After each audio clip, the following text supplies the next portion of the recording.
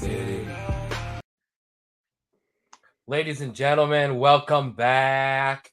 You know what time it is. It's 4th and 15 with Mel and Smooth, brought to you once again by Ken Straub, Andrew Straub. Here we are once again, college football, a little bit of World Series, a little bit of soccer, a little bit of everything this week. We're gonna stretch the pot out a little bit more this week. We're not gonna hit so many games long term. We're gonna kind of spread ourselves around the country, but let's not get ahead of ourselves. We're going to do what we always do. We're going to break news at the start of the pod because that is what you expect from us. Sorry, the Italian came out there. You saw it on the screen. We have a name. There is a name. There is an official name for the podcast. You can't have it yet. It is illegal. This isn't made up podcast, even though I'm in my bedroom and you're like, wait a minute, that's not true. It's illegal. The legal department is handling it. It's taking care of it. We got to cross T's and dot I's and all that in between and make sure our commas are there and all of that stuff. When it is ready and it is go time, it'll be here. It'll be on the screen. We'll roll. We'll always be under the 216 Sports Network, but it won't be 4th and 15 with Mel and Smooth with their annoying sidekicks who won't leave. It'll be our show ready to go. So stay tuned for that. You'll hear the name here first. We'll drop it here. It'll break. And then probably that following week, you will see the pod actually come true. How you feel about that? I'm loving it. I'm excited. I'm excited to share it with everybody. I know we can't do it just yet, but when it happens, it's going to be a lot of fun. Exactly. It's coming in due time, everybody. All right, Drew. Weekend. We got to get our weekend in review started. Let's roll. But before we get into some games, I want to sprinkle in some news. Obviously, we are going to talk about Michigan. We will get there. Everyone calm down, slow down. It's been everywhere. We're not going to ignore it, but we're going to get to some actual football first. But first things first, we got to hit a team that's near and dear to our hearts, but it's also some big news. Army has decided to join the AAC for football starting next year or in 2 years. Army Navy is my favorite college football game all year. I don't care. I will argue with anybody about it. So we're just going to get that out of the way. I'm so glad that Army joined the AAC. That's where Navy is. We need to keep that game intact. Not that there was ever an actual chance of it being messed up, but we had to make sure. Does this mean we could see it twice a year? Does that mean it's bad because it dilutes it and we have it twice? Possibly.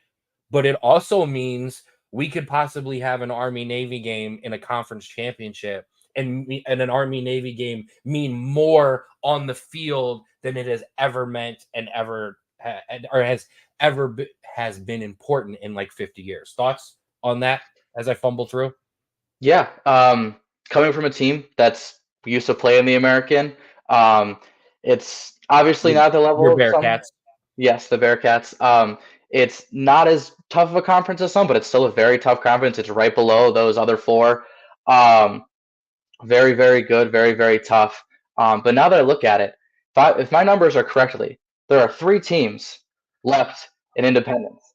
There is the University of Massachusetts, UMass, the University of Connecticut, UConn, and good old Notre Dame. Bro, when are you joining a conference? I mean, I would absolutely love to talk about how weird it is that UConn is not in a conference in At least for football. football. Like that's just so strange to me. Listen, this is full 100% how I feel. I've wanted us to join the Big Ten for a very long time. So that's obvious. We didn't do that, and then the ACC possibility showed up as well, and we didn't do that. You guys, and when I say you guys, all of you college football people, allowed us to have a seat at the table in the college football playoffs. Until you take that seat away, and now that you're expanding and you're making it even bigger, I'm not doing anything. I'm going to be the last domino to fall. You're all going to have to go somewhere and drag every I'm going to wait on conference realignment. I'm not even going to wait on all these other teams to join conferences. I'll let you guys go all the way through that, and then we'll join somebody. Because right now, and hear me out, because I get it. I don't play in a conference champ, yada, yada, yada. Notre Dame had run out that schedule. Ohio State, Duke, Louisville, USC, or maybe they only slip up against Ohio State. You going to tell me we didn't deserve to be in? You're going to tell me that we don't deserve to, and now if when it goes to 12, you're going to tell me we wouldn't have deserved one of the 12 spots? That's why for right now it's irrelevant. So we could do conference realignment talk. We will definitely save that for the summertime when we need it. But yeah, any other thoughts there before we keep it rolling? No, I'm just excited to see Army because they're going to be on, actual television most of the time now because they're in a conference. Yeah, absolutely. That is great. I always love to see our academies getting some love, Air Force being ranked, all of that. Okay, let's hit the review. Biggest game of the weekend. We're still gonna talk about it. We've got to. Ohio State, Penn State. Knock down, drag them out, slugfest, as most Big Ten games are. Ohio State kind of handled Penn State 20-10 or 20-12. Marvin Harrison Jr. being the difference, especially late in the game, 162 yards and a touchdown. The Ohio State defense did exactly what I told you they would do. They stopped and got Penn State slowed down enough to get the offense staggering, rolling and going. But we have a theme this week on our wraparound, and it's called survival and questionable fourth downs. Now, Ohio State did not need to survive, but oh man, Ryan Day. Questionable choice not to take the points with Ohio State only up 10-6, and some really questionable play calling at the end of the half. I'm already talking too much. Drew, talk to me about this game. Yeah, obviously those questionable calls, but that defense completely bailed them out and kept them in this game. To give you just a comparison, comparing the Ohio State's offense and Ohio State's defense, Ohio State's offense is number 39 in total offense, while their defense is number 4. Absolutely stifling. They held Penn State to 240 yards of offense, 49 total rushing yards on 26 attempts. And if we're going back on Penn State, their run against top teams under James Franklin has been terrible. 1-9 against Ohio State and 3-16 versus top 10 teams. While Penn State, a very good team, especially this year, they have yet to reach that elite level that we are waiting for under James Franklin with a lot of these seasons. I couldn't agree more. You absolutely nailed that. You could say we get so accused of me being a homer, and we'll address that later on some other stuff. You could say that they've been Brian Kelly Notre Dame-esque in terms of playing big games. I mean, it's the truth. You're right. You're right. We're gonna call that spade a spade. Yeah, I definitely was disappointed. I was not disappointed in the fact that they lost the game. I picked Ohio State. It is what it is there. I was just disappointed because once again, this is there are some narratives in college football, and some of them have been true. Notre Dame not winning the big game. We won a couple this year, but the biggest one we let down against Ohio State. You also are so you have the Notre Dame narrative. Penn State, Texas. That's what I was looking for. I apologize. Sloppy already. Texas is back. Texas is back. No, you're not. Penn State. Oh, we're good. We've got a good recruiting class. We've got a good team. We're going to test Ohio State. We're going to test. No, you're not. No, you're not. And hopefully you've got the shields up at practice, so you're preparing for Michigan. Just because we ain't talked about it doesn't mean I ain't gonna take jokes. Okay, this is where I get so mad that we accused of being Homer Pod when I'm gonna absolutely destroy Michigan at some point on this podcast. So yeah, I agree. Penn State really couldn't do anything on offense until late in the fourth quarter when it didn't matter anymore. Mm-hmm. So there is Ohio State, Penn State. Moving on to the biggest game under Kentucky last weekend. Alabama and Tennessee. Alabama beats Tennessee 34-20. 2 turnovers and sloppy play early found Alabama down 20-7. Big time. But a huge second half saw the Tide roar back. Outscored Tennessee 27-0 in the second half to win 34-20. Couple things to sprinkle. I'm loving the sprinkle. Loving the sprinkle. Largest home comeback win since the 98 Iron Bowl for Alabama. Yeah. Nick Saban, chewing cigars, smiling, talking smack. That is horrible for all of us. Okay. I don't Yeah. care if we don't think that quarterback's any good. I don't care if you don't think that's the most elite Doesn't matter. when I saw him put the cigar in and start chewing this, I was like, no, we're all doomed. We're all doomed. I put them in the top 4 with one loss at the beginning of the year. I don't want this to be true, but that quarterback that we said might not be good, Jalen Milroe, 220 yards, 2 touchdowns, and an interception. Another good performance in the second half, at least, like another solid performance. Tennessee kind of sees itself out of the playoff race. Thanks for jumping in. We appreciate you for a little while. I mean, they fell flat. They fell flat in the second half. So I guess it's an important question coming out of this game. The tide rolling, and are the teams ahead of them in trouble? But also, let me know your thoughts on this game. Yeah, starting with this game, the first half, it was looking very questionable. Tennessee rolling on them. The Tide really couldn't do anything. Then second half came around, and Bama did Bama things. You know, going from 7 points in the first half to 27, not letting Tennessee score a single point in the second half, 240 yards of offense in the half, absolutely just dominated them. And going on your question, I think any season that Nick Saban is coaching Alabama, you have to be scared. It doesn't matter if they lose 4 straight. Any team ahead of them is on the chopping block, and especially after this big win, all the momentum is going their way, and that could be a snowball that leads them directly into the college football playoff conversation. Teaser. We're coming back to that later. I promise you that. Our other big game, Florida State, Duke. Florida State pulls away from Duke late, 38-20. It was a great back and forth game for a lot of it, to be honest with you. We got a little bit of everything. We got a pick six, kick return following the pick six. But Seminoles score 21 unanswered to take down the Blue Devils. When did those 21 unanswered come? After, once again, Duke quarterback Leonard Riley went down with Riley Leonard went down with less than 7 minutes to go in the third quarter.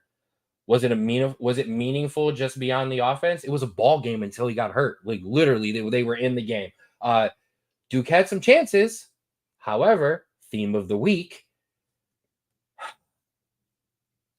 Let me stop. Give me your thoughts on the game before I continue this evisceration of coaches going forward on fourth down when they shouldn't.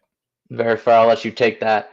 Yeah, Duke was leading going into the fourth quarter, 20-17. They had it, and like you said, Riley Leonard going down. However, he didn't look ready to me. They had 76 passing yards the entire game, so the offense really suffered.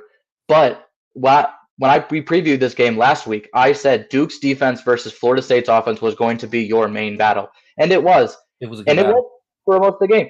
But Florida State's offense looking better and better at the end of the game, maybe due to the quarterback injury, but took over the game and just beat up Duke's defense at the end of the game. And it was probably a tired defense, but they showed why there's a gap between the two.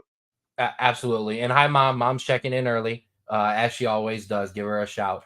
No, I agree with you. Before I touch on the thing with Duke, Florida State, I think that would have been a closer game had Leonard stayed in the game, but you're right. He didn't look great.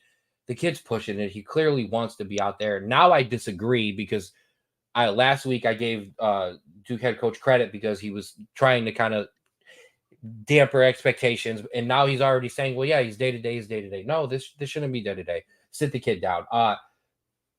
Duke had a chance to go up after his injury. Fourth down analytics. Incomplete pass from the backup cornerback. Florida State turned around, marched right up the field and scored and never looked back. Kick the field goal and take the points. I'm not saying it would have won the game, but kick the field goal and take the points and at least try. I mean, come on.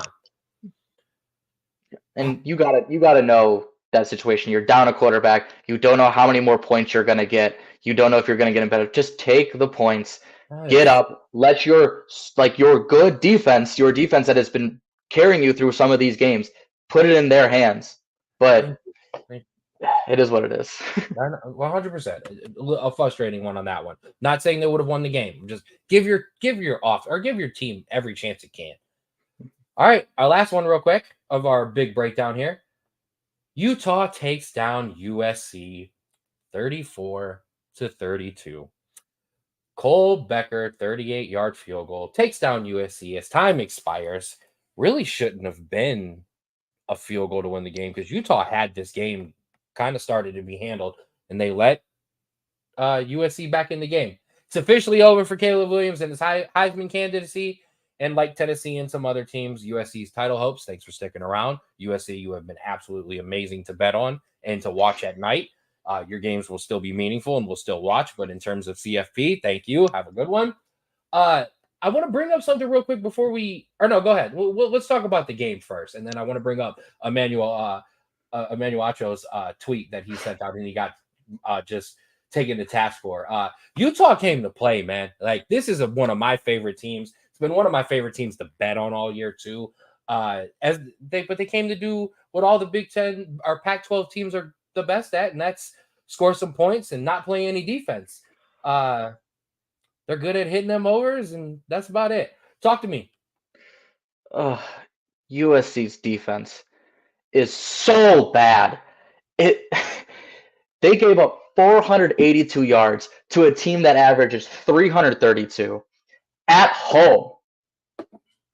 And then your offense somehow miraculously scores 9 points in a 2-minute span to give you the lead.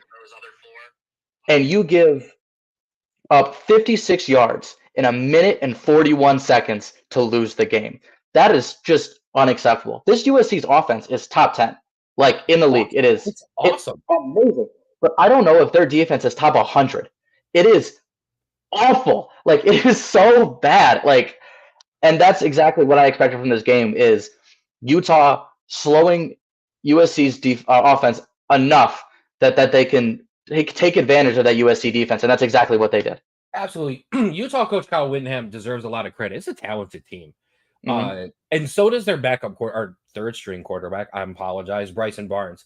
Third stringer to start the season, now potentially leading Utah to not only the Pac-12 championship game, but they kind of are potentially to that Pac-12 championship game because they control their own destiny. They still have undefeated Washington on the schedule. So other things can happen. This can absolutely turn around. All right, so I want to bring up the tweet. If you didn't see it, Emmanuel Acho tweeted out and asked if it was time for Caleb Williams to shut it down. He's got all this money in front of him, blah, blah, blah, blah, blah. Crazy or not? I guess I wouldn't say it's crazy because it's been done before, right? And your team is not battling. Christian McCaffrey. Bosa. This has happened before. Yeah. I potentially talked about it with Marvin Harrison Jr. at the beginning of the year if he rolled up on that ankle again. So this is not crazy. No. And their team is not in a college football playoff situation. So calling it crazy. They're hanging out with my Irish up here. Exactly. So it's not crazy. It's not, out of someone's mind.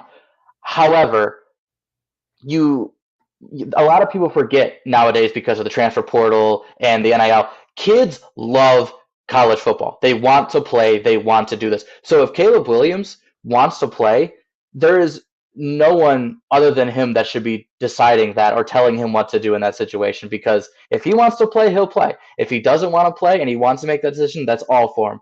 But I don't think it's crazy either way. 100%. First one. It's crazy. It's not crazy because of everything you just said. However, here's why it is crazy.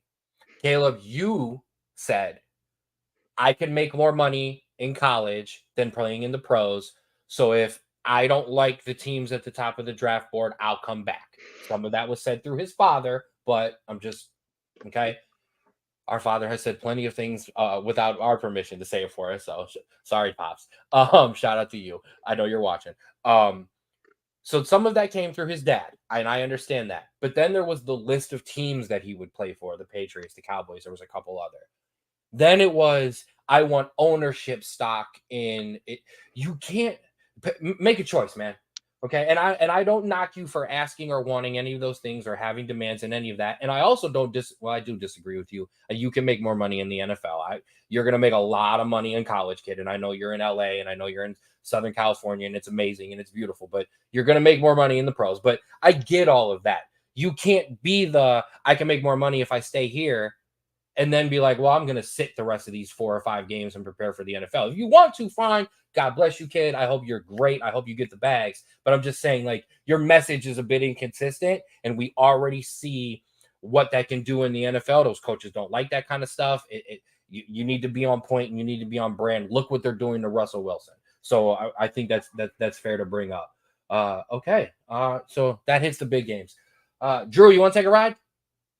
I'm Just always like down for a ride. all right, man, let's go take a ride around the country, okay? Survival and fourth downs. That is your theme. Let's go. Washington survives. Arizona State, 15-7. Michael Penix Jr. comes off an amazing Oregon game and a big win and has the worst game of his season. More turnovers on Saturday than all year. ASU was ready for the upset, did not give up an offensive touchdown, and had 4 takeaways. However, Washington survived, unlike a lot of these other teams. Before I absolutely go to task on Arizona State's coach, give me your thoughts. Yeah. These are games that we've seen. Offense just not clicking, but hey, sometimes a defense is the best offense. They got lucky for that. Obviously, the worst performance we've seen, 288 yards. It'll be good to see whether that was a blip, if this is going to happen once, or if we start to see a trend, maybe. Go Yeah. ahead. No, that's a big question. I think the only other big question that I'm looking at is Penix still the Heisman frontrunner after that really, really bad game? Yes, only because that's the theme this week. There was a letdown across the board. Mm-hmm.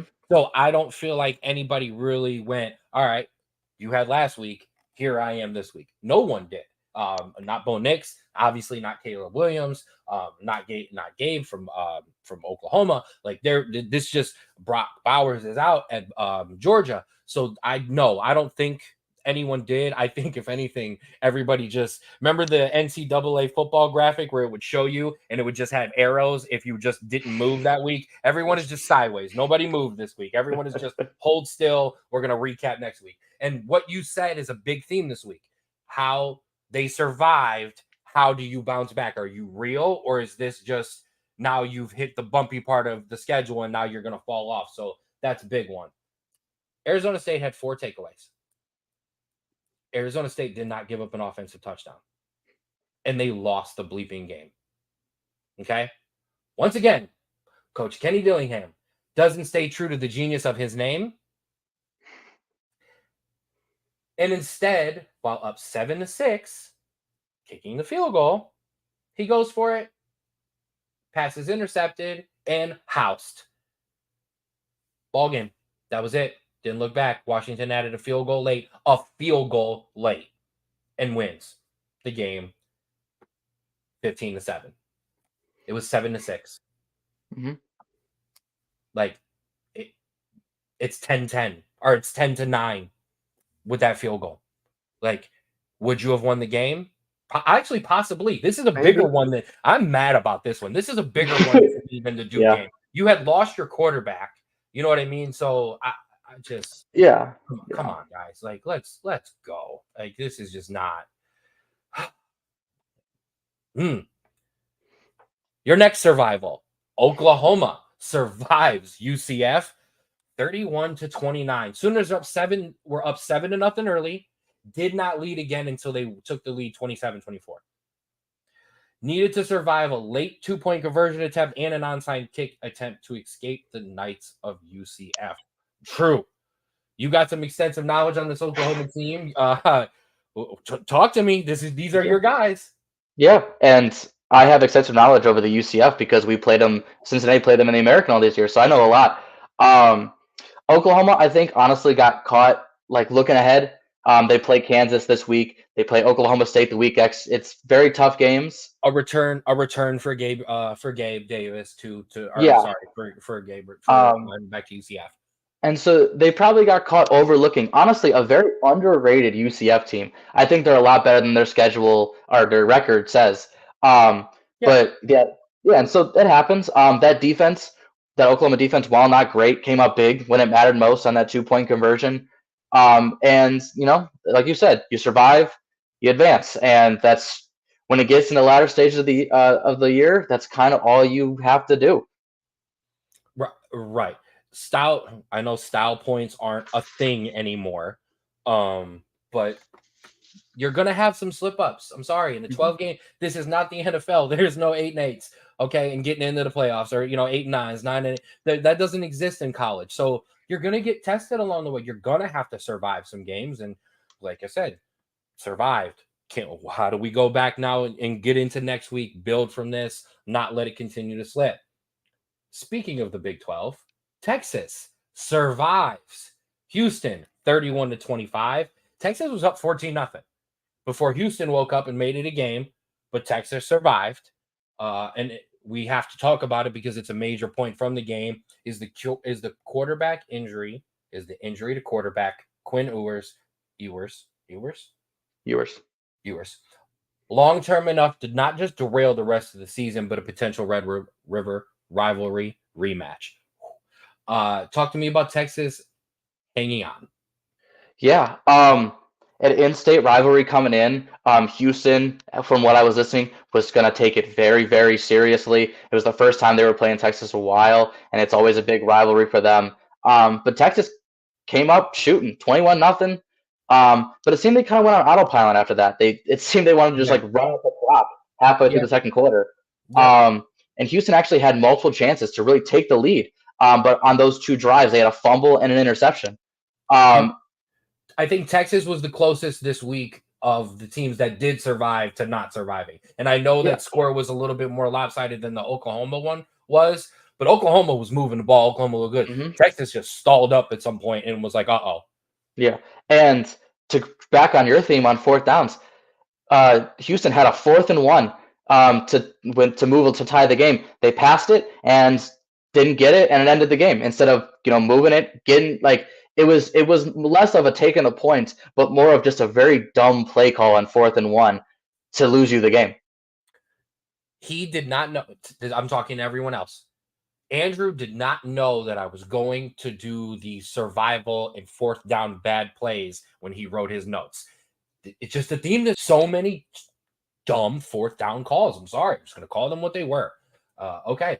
So, yeah, and I agree with you. Houston had a chance there, but once again, Texas fell asleep. And then after this injury, and this kid's been banged up a couple times, let's see how they respond.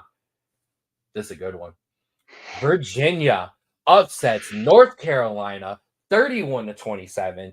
Cavaliers came in 24-point underdogs. No, I did not put them in the upsets. I apologize. But you got to give some love to the Cavaliers. First road win against a top 10 team in program history. Virginia's been playing football for a really long time. They're the second team ever to be 1-5 or worse and to knock off a top 10 team. That other one being the 61 Oklahoma Sooners, a team we all remember vividly. I mean, we're all super familiar with that. Shout out to college football final. I stole that. North Carolina. North Carolina coach Mac Brown outsmarting his own 50 years of college football knowledge to go for it on 4th and 12 with 3 minutes left in the game instead of taking the points. And of course, they don't get it. And instead of needing a field goal to win it, they needed a touchdown. Once again, I feel like we're doing the same game over and over again. Talk to me, bro. Like a 4th and 3, sure. Like obviously it's stupid and you want to take the points, but like a 4th and 3, you're like, okay, it makes sense. A 4th and 12 is just dumb. And It's just I dumb. know there was 3 minutes left. Okay, but here's the sprinkle. Well, Ken, there was 3 minutes left. They got the ball back with 30 seconds left on around the 50-yard line. How different is your play calling when you just need 3 rather than 7? I'm 100% right on that. I don't do those kind of things on the pod, but I'm 100% right. Mac Brown blew that. You take the 3 points, then you can get that ball back. Now you're good. Mm-hmm. And to look at just the game as an entirety. Ran the ball and the kicker sets it up. I'm sorry. Go ahead. No, you're good. Yeah, just to talk about the game entirely. North Carolina couldn't score the last 12 minutes of the game. They were 4 for 13 on third down, 0 for 2 on fourth down, and Virginia had 14 more minutes of possession than North Carolina. So yeah, they obviously screwed up, but the whole game was just a terrible game for them. They didn't score in how many minutes? 12 minutes of the game. So do you know what helps when your team is stalling and it's not scoring and not Scoring points. Scoring points. Right, field goals and scoring points. I hope one of the viewers this week is Kevin Stefanski. Shout out to my boy Nick. Okay, Stefanski, allergic to the points. You're trickling down into college. Yeah, I just once again, same here. Oh, I'm so happy about this one because you're going to hear about it twice. Minnesota, 12-10 over Iowa. However, a very controversial call takes a punt return touchdown off the board and helps the Golden Gophers hang on to win in what we call the exact opposite of Pac-12 football, where this was all defense and offense was all defense, offense was optional. You're welcome on that one. Let me ask you a question. What did you think of the punt return? If you didn't see it, Minnesota punted the ball to Iowa. Iowa player saw it bounce, was running over, and you can see my arms on the pod as he was running. He had his arm out, but he kept going like this. Okay, I understand that they tell you it's up here, it's up here. Looked like a fair catch to me. Okay, it looked like a fair catch to me. And you know who else agreed with me? Joey Galloway, a wide receiver who returned punts. So I'm just. That's fair. Honestly, if I'm a referee, right, I've seen fair catches and getaway signs 1,000 times. Like every game, whatever, right? You see this and like this, where he was mostly pointing and going like this, and you see this or this, and it's clear because they don't want to get smacked, right? They don't want to get swapped. Also, watch our hand signals on the camera before we get canceled.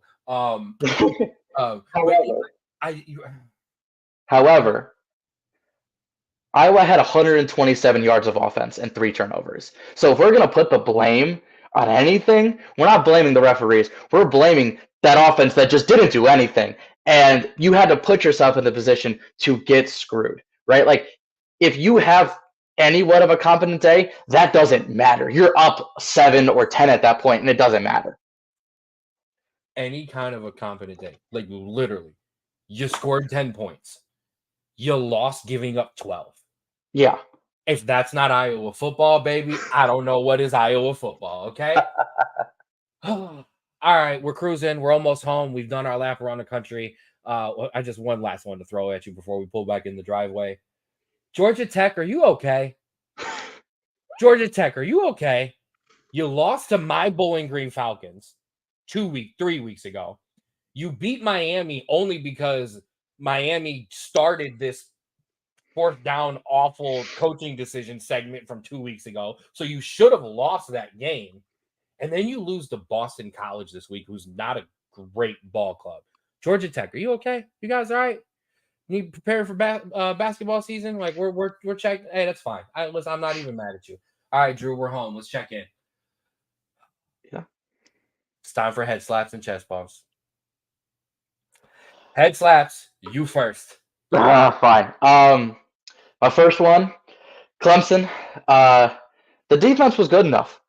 They had 17 points for the whole game, at least through regulation. They had a 17-7 lead at one point, but that offense was bad. The turnovers are still a problem, and you can't just keep a team like Miami in it because they're going to fight the entire time, and that's what happens. And when your offense stalls... Hey, look, man, as long as Miami ain't got to kneel, they're in it to the end, man, all right? Yeah, so that was bad. But my other one, and this really hurts, BYU, you win. You win. I am never picking you again, whether to win or to lose. I picked you to win, and you lost by 33. I picked you to lose, and you won by 13. Take it. If BYU ever comes into this pod again, my answer will be I am here so I don't get fined. I'm not talking about them ever again. Teaser alert. He's going to have to answer for BYU in a couple seconds. No. Any more head slaps? No, I was pretty good this week, actually. Yeah. All right. I got a friend at work. I do have a regular job. I got a friend. His name is Mark. Mark listens to the pod. When Mark hears this, Mark will come find me in the warehouse. Shout out to you, Mark. My first head slap. USC -7. I know. Stop betting on USC. I get it. I'm sorry. Okay, I'm sorry. I'm sorry. Michigan State being close. Listen, we all have blind spots. Rivalry games are my blind spots. Okay, I don't like them. I really don't. Not in college football. Okay, I'm sorry, I don't. So I'm gonna usually err on the side of caution and assume that they're gonna be close. That just is what it is. And my last one, Auburn. Oh baby, we were there. We were there for that upset. We had it. Just couldn't clip Ole Miss. Chest pumps. Okay. We got to give some dap. You first.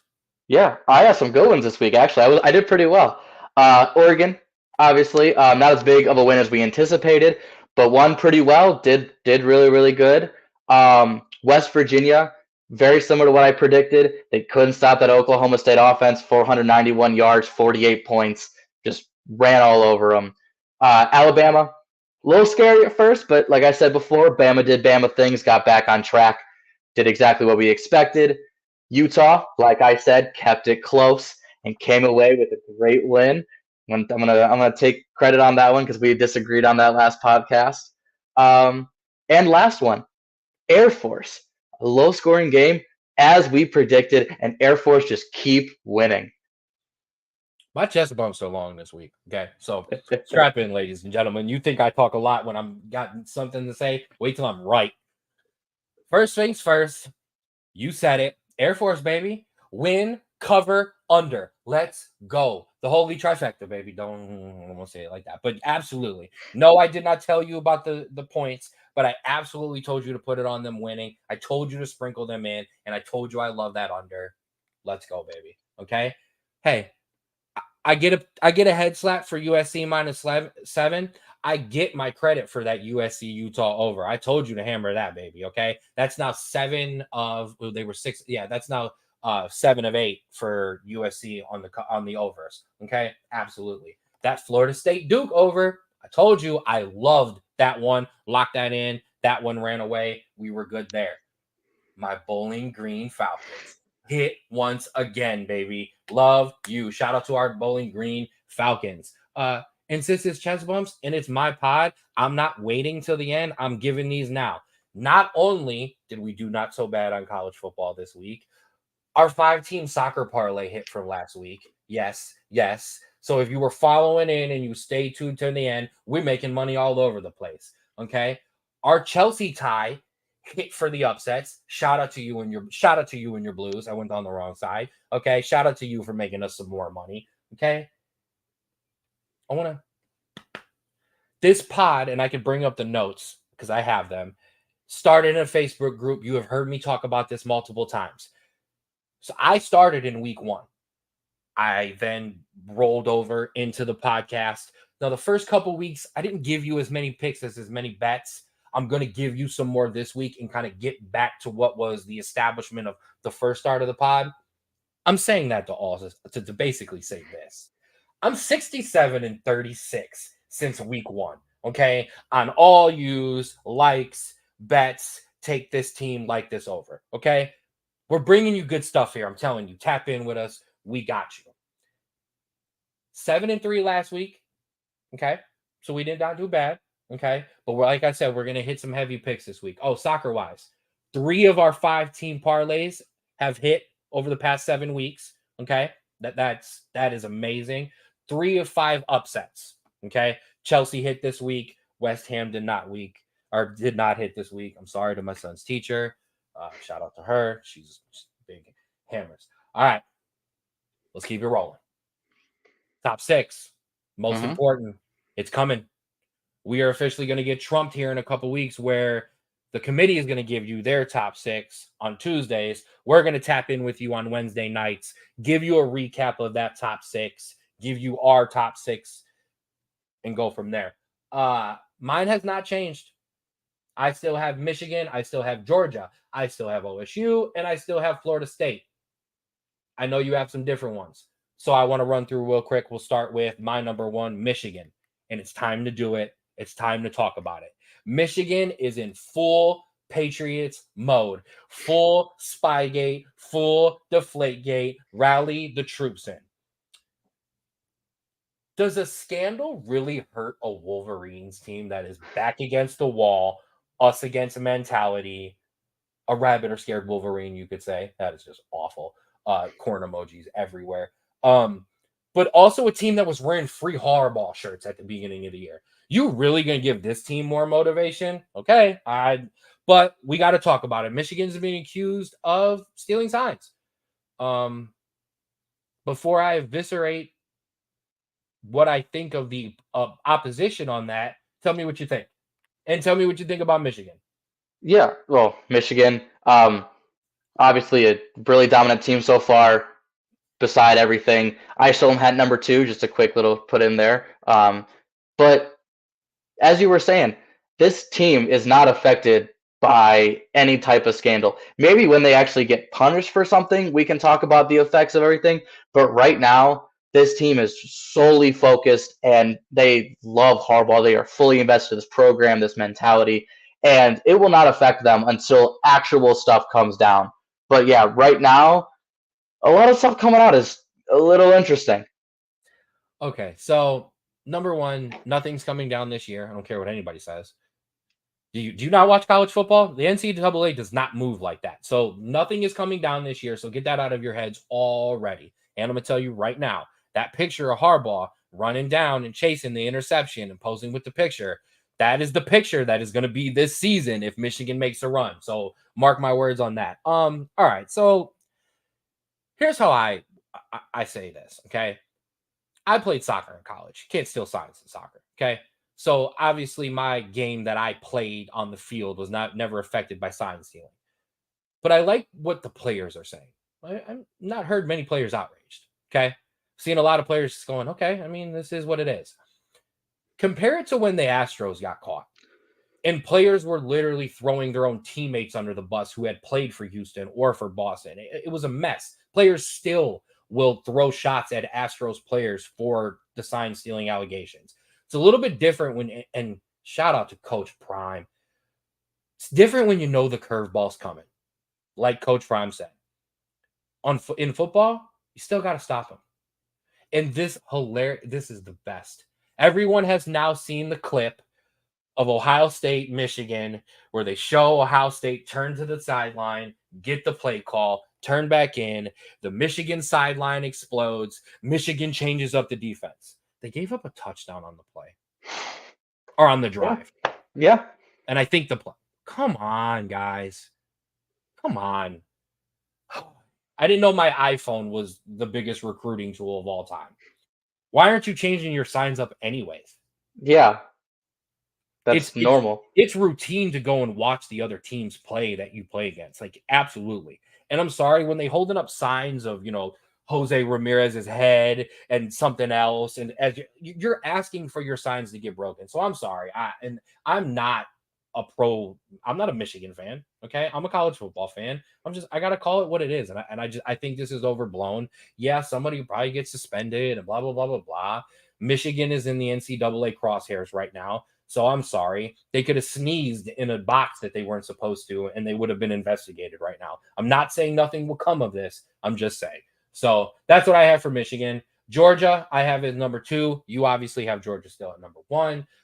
Their first real test without Brock Bowers coming up here against Florida, the world's largest outdoor cocktail party. I know that's not politically correct to say anymore. I know you're not allowed to call it that. It's the Florida-Georgia line rivalry game thing. Sure.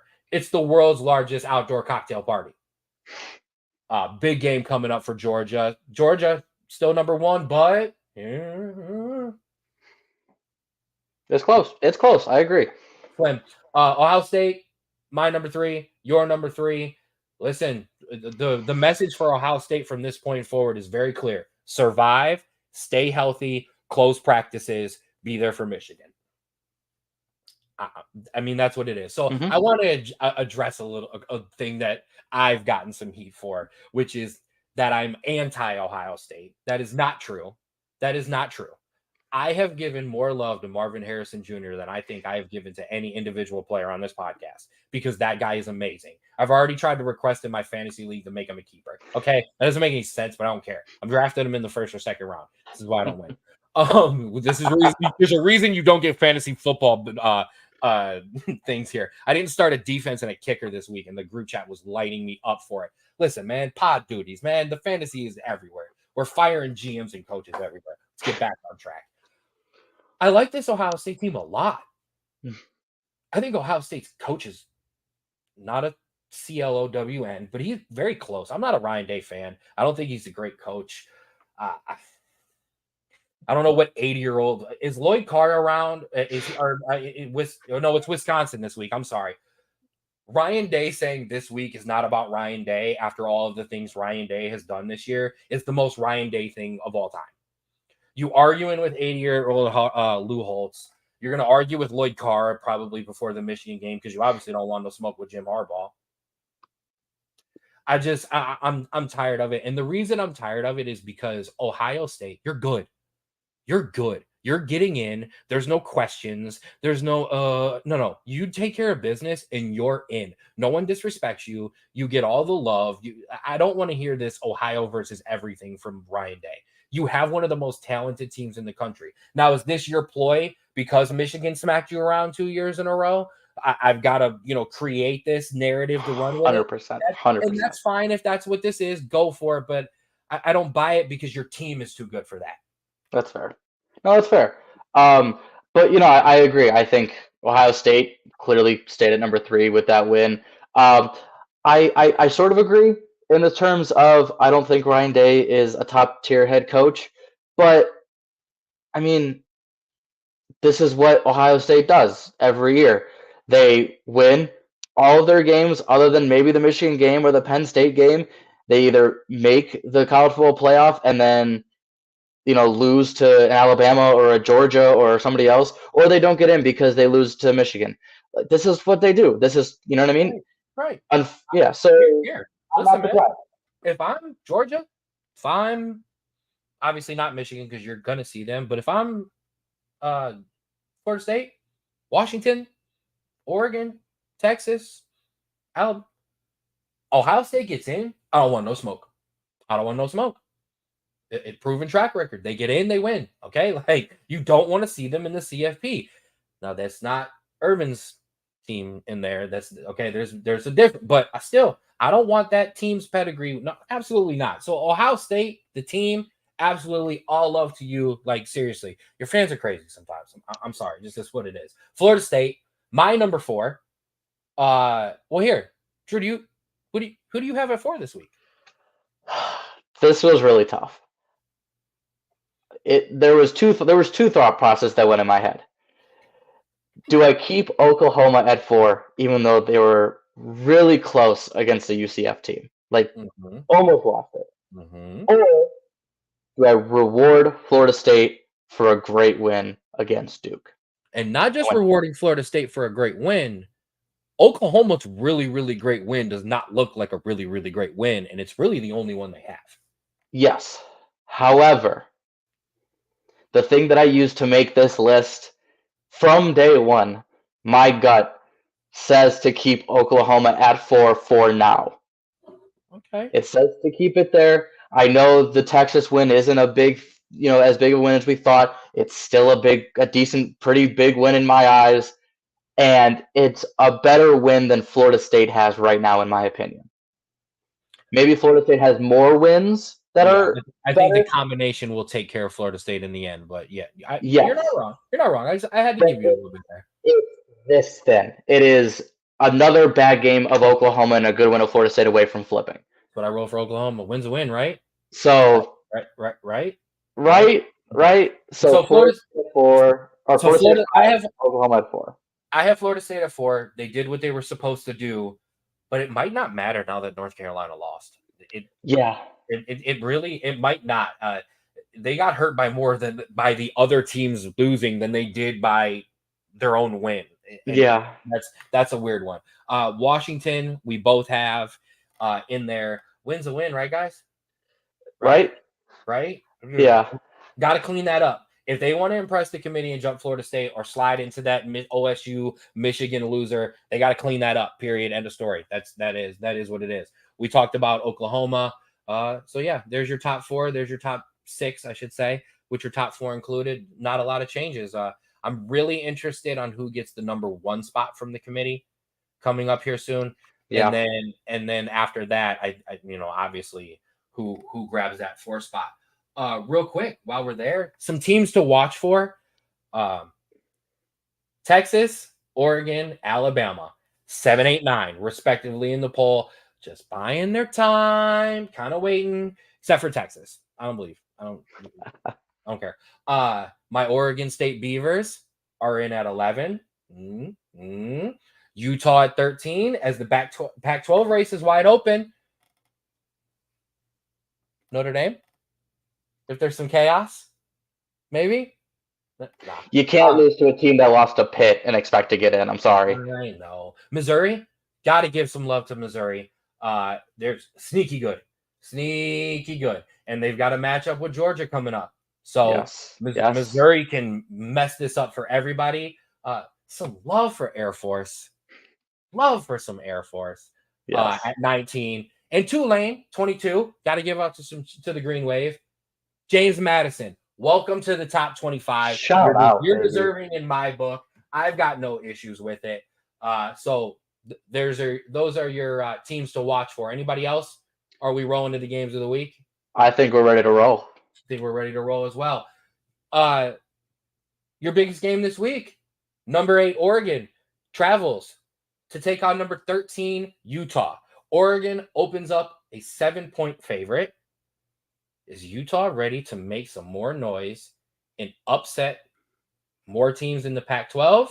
Or is Oregon now battle tested against Washington and Washington State? Are they ready to go? Drew, do me a favor. Talk for a second while I go turn a light on because it is too dark in here and I'm going to get shut out here in a second. Fair enough. So, yeah, this is a game where I can honestly see it going either way. Utah coming off a great win against USC, but Utah is not playing USC's defense. They are playing Oregon's defense, and Oregon's defense is a lot better, like a lot better. So I think I really like Oregon in this sense just because Oregon's offense is going to put up a decent amount. They're going to put up enough against Utah's defense, but I don't think Utah is going to put up enough against that Oregon defense because it's not USC. You're not going to run or gain 500 yards. You're going to gain about 300, 350. Bo Nix, he's trying to keep Oregon just in that touching distance, just there. I like Oregon. I do, and I've liked this Utah team a lot. But I agree with a lot of the points you made. But I like this Oregon team. I think like you said, I think they're ready, man. I think they're there. I like them to win, and I like them to cover. Okay. And I love the over of 48.5. I really do. I mean, these are Pac-12 games. Like the points are going, guys. The points are going. So yeah, I like Oregon. I like Oregon to win and cover. I like the over prediction. I like Oregon by I'd say 10, maybe 14. Don't be. You be careful. Give me points. Give me picks. Don't give me points. I'm messing with you. Our other big game, number 20 Duke at number 18 Louisville. Louisville opens up at 4-point favorites. Man, this game was lit 3 weeks ago, bro. This game was. Could you imagine this game now? Even after if Duke had just lost one of those games, or if Louisville had actually not absolutely laid an egg the next week after the Notre Dame game, the game would be lit. Riley Leonard, I don't want to talk about you during this game next week. Not in a bad way. Shut it down, kid. Seriously. Like, done. Can Duke continue to kind of get up from being beaten down from those Riley Leonard injuries? And can Louisville, after a week off, respond to the Pittsburgh loss? Both teams could really use a win. But if Louisville can strangle the run like they did against Notre Dame, they have an amazing chance to win because Duke's passing game with or without Riley Leonard is almost non-existent. So if Duke has a chance to win, the defense has to step up in an incredible way. But it's a much easier route to win for Louisville than it is for Duke. It is, exactly. The key for Louisville is right there. Control the line of scrimmage like you have in the games that you've won, and you're going to win. And you're going to control this Duke team very much so. If Riley plays and he plays the entire game, I think Duke can win and cover. But I don't think he is. I don't think he should. So I like Louisville to win, and I like Louisville to cover. Okay? I like Louisville to jump in, and I like them to cover those 4 points. I also love the over here as well of 46.5. I do. I don't know about that. I disagree on that. And the reason I say that is I think Duke can put up some points, and then I think Louisville takes care of business. But Fair. I like the disagreement. I do. Oh man, Drew, I forgot beer. We gotta go for another ride. No. I know it is what it is. We gotta go for another ride. All right, let's go now. Let's go around the country some more. Start with me. Pitt at number 14. Notre Dame minus 20-point favorites. Notre Dame Pitt games usually close. Okay, but I think the Irish have learned from the big games and the big losses from up and down, and I think they take care of business against Pitt Irish by 3 touchdowns. 1, 2, 3 touchdowns. What do you got for me? That's a pretty bold take. I still can't put any confidence in this Notre Dame team, just how up and down they are. And this Pitt team, maybe because they got up, but they did beat the Louisville team that beat you. So with all that being said, so Pitt's better. With all that being said, Notre Dame by 14. Lock it in. I did not lock in Notre Dame by 3 touchdowns, but I think they can pull away. Also, all right. Also, real quick. Yeah. Don't lose. Because if we're talking common opponents, my Bearcats beat Pitt. And if you lose by the transitive property, UC is better than Notre Dame. Just putting that out there. I would whoop you by 3 touchdowns. Let's just keep it going. You said that 2 years ago. Oh, yeah. And Desmond Ridder, the worst quarterback in the NFL. Indiana we're pulling away, and I'm leaving you if you don't get in the car. Indiana at number 10, Penn State. Nittany Lions open up 32-point favorites. Betting wise, everybody was like, okay, here's the rebound after the Ohio State game. I understand, and I agree. I think Penn State's going to come out hungry, and I think Penn State's going to come out flying. What do you think? Yeah, Penn State has been great all year at beating worse teams, and I think that's exactly what they're going to do. Maybe not to cover, but I think they're going to win comfortably, at least 3 or 4 touchdowns. I think Penn State can cover. That's fair. I said they wouldn't cover, and they put up 63 on UMass. Now, I understand that was the week before the Ohio State game, and now they deal with the Ohio. And then Indiana, which is marginally better than UMass. So 100%. But Penn State big. Okay, like that's not even a joke. All right, let's keep rolling. Number 4, Florida State at Wake Forest. Florida State opens up 20-point favorites. Jordan Travis kept them steady last week, and this week looks to show out after a 2-touchdown, 1-interception performance against Duke. Tell me a reason why the Seminoles are not rolling big and covering and showing they're the ACC best. Can you give me a reason why? Because if there is none, don't. And let's just keep it rolling. But I got the Seminoles rolling big, covering, and showing out. Yeah, and they've proven that. They are massive favorites, and I am this close to believing the hype and getting on the train.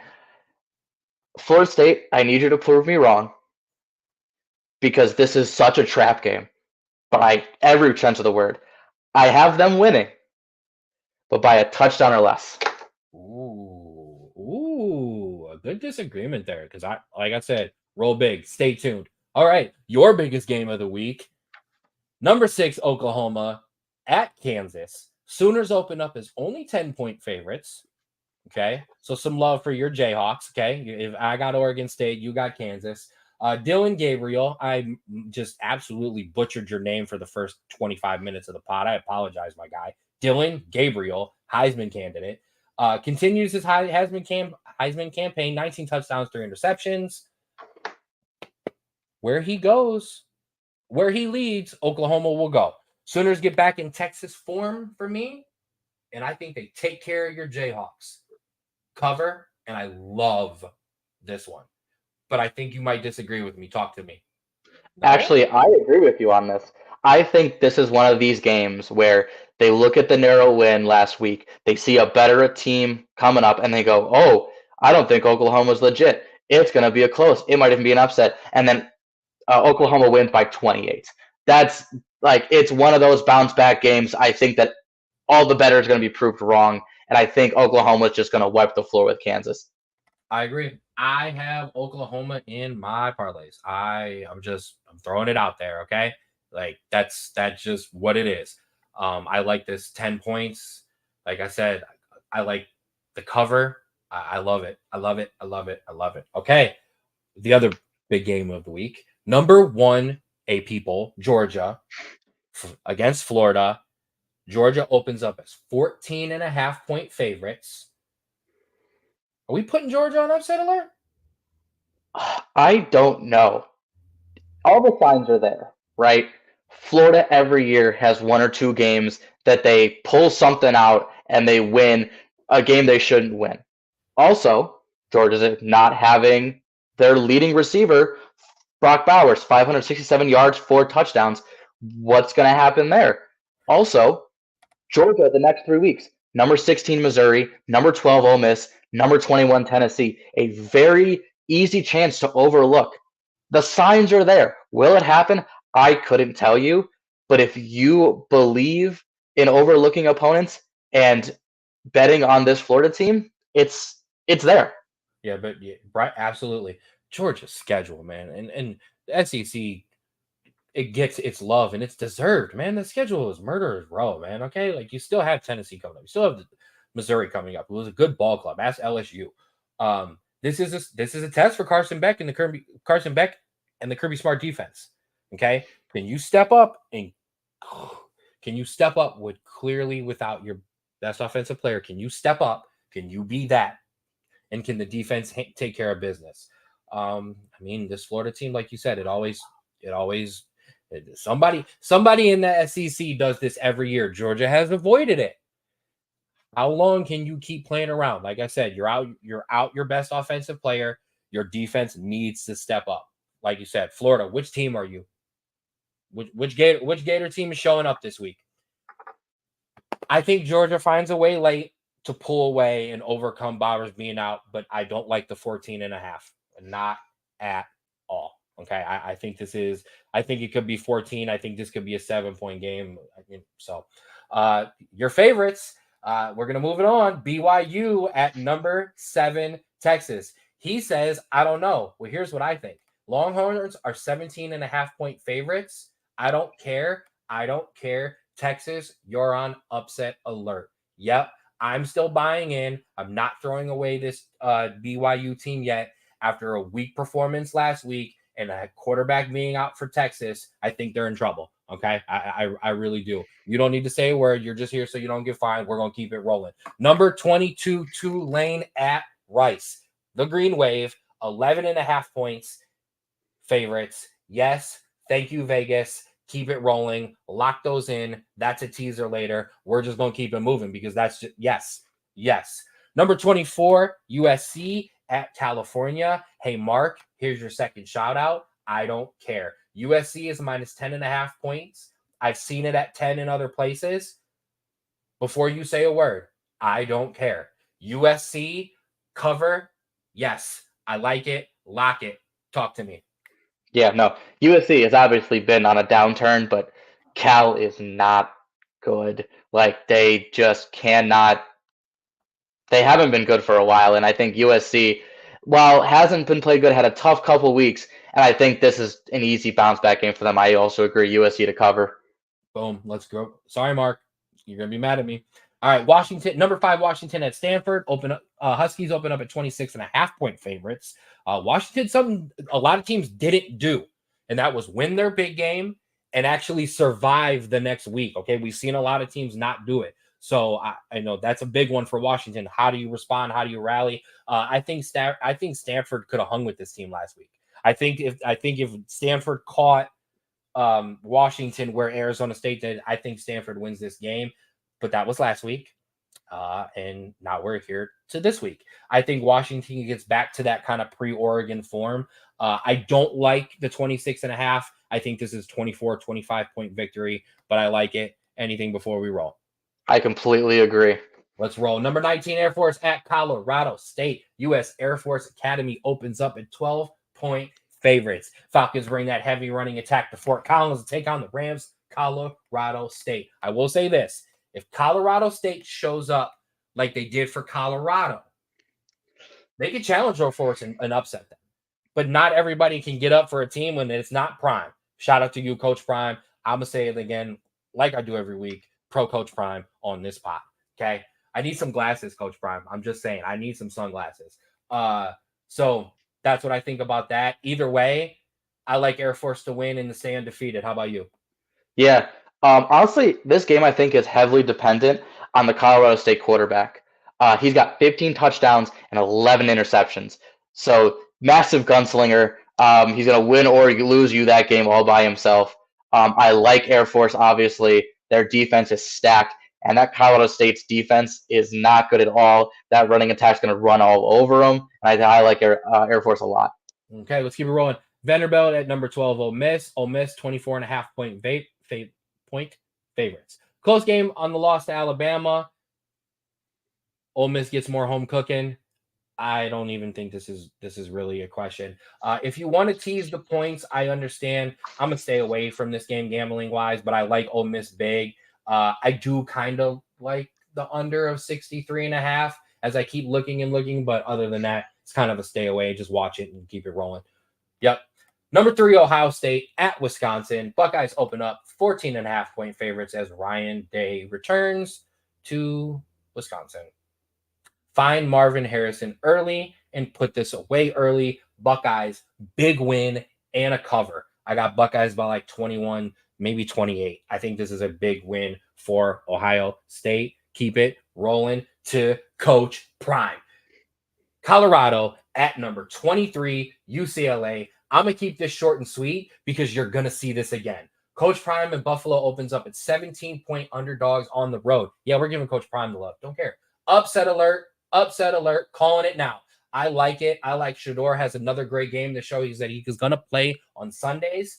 I think Coach Prime gets them in lock. I think they commit less penalties this week, and I think they take care of business. I also, either way, if you don't like the upset, I love Colorado plus 17. I told you they opened up as 17-point underdogs. I love this 17-point thing. I know we're keeping it quick. Roll with me. What do you think about Colorado real quick?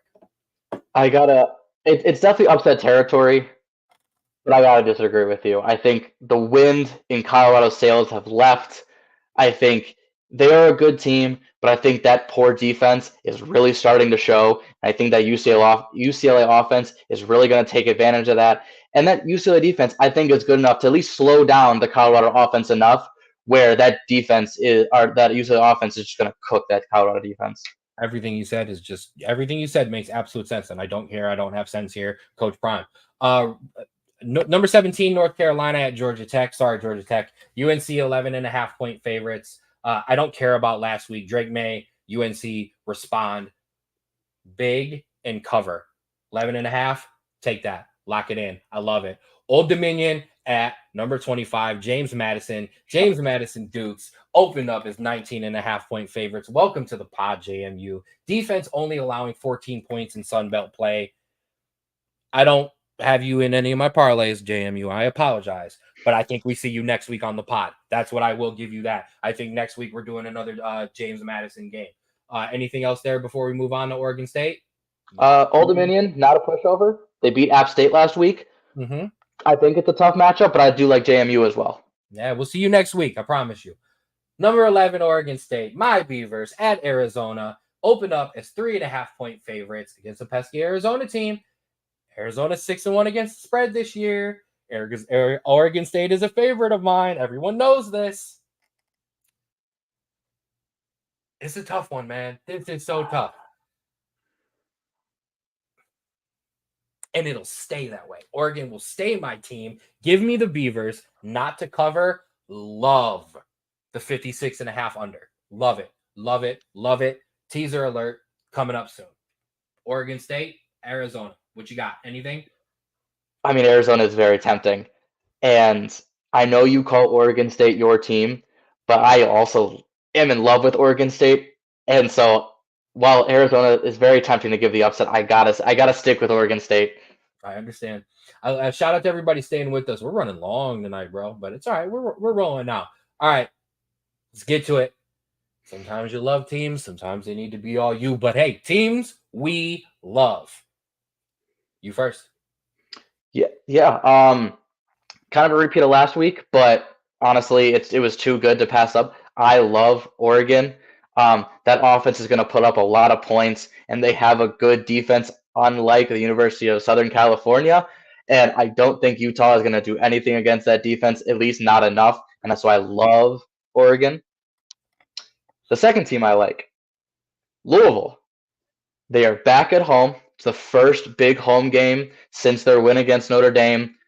That offense for Duke is really struggling. They've gotten away with it against lesser teams, but this Louisville defense is good enough, and I think that Duke is going to really struggle, and I think that Louisville is going to come out as a not a big win, but a convincing win. I love it. I'm going to keep it short on some of my loves and my all use, and you're going to, especially the loves, you're going to see why here in a minute. We're going to debut some brand new, absolute top notch graphics. You saw the whiteboard last week. I mean, if you didn't think it could get better than that, just you wait because it does. But in the meantime, some things I love. I think we go from survival to cover. Survival in the recap. I think we cover in the preview. I think this is a big thing this week. I think my struggle teams run amok. Washington, USC, Oklahoma, Florida State, Ohio State, all win big, all good. I think we're fresh next week of running through some boring games for our big ones. Tulane. I love them to keep rolling, and I like that money line, and I like that 10.5. I'm not going to lie. Oklahoma, Florida State, USC, UNC. I just mentioned those to cover. Maryland. I think Maryland is back. Yep. I can't quit them. I think Maryland is back, and I think Washington State is back. Okay. Don't break me again, guys. Please. But I think they're there. Okay. I think there's some sprinkle. Stay tuned. That's coming. All you. We're going to switch it up. I told you were going to start. I'm starting. I'm a happy guy this week for my all use. Okay. I love a lot of stuff this week. Georgia, Florida. I love this game. I can't wait to watch it. I don't want to touch it. I don't want to bet on it. I don't. Okay. I'm not going to give you something I don't feel confident about. Okay. So there's that. Tennessee. Sorry. Tough back games. And now you get a Kentucky team that is no slouch. Okay, not at all. I know you're going to touch that. So there's that. And here, more love for your Buckeyes for the Buckeyes that I don't apparently give love to. All you, Big Ten, OSU, Wisconsin at 7:30, but Michigan, Ohio State at noon. Figure yourselves out. Okay, I know that's the rivalry game and you play it at noon. I don't care. That should be 7:30 under the lights. I don't want to watch Ohio State play Wisconsin at 7:30.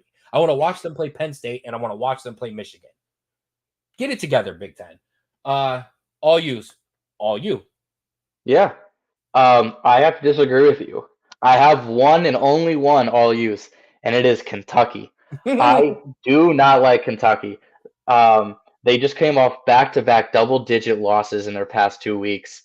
They're only gaining 5 more yards against their opponent on average, and they're coming against a Tennessee team that I think had a more disappointing loss in their loss to Alabama, and they are probably going to be desperate to bounce back and not have this, snowball into anything. And so I do not like Kentucky at all.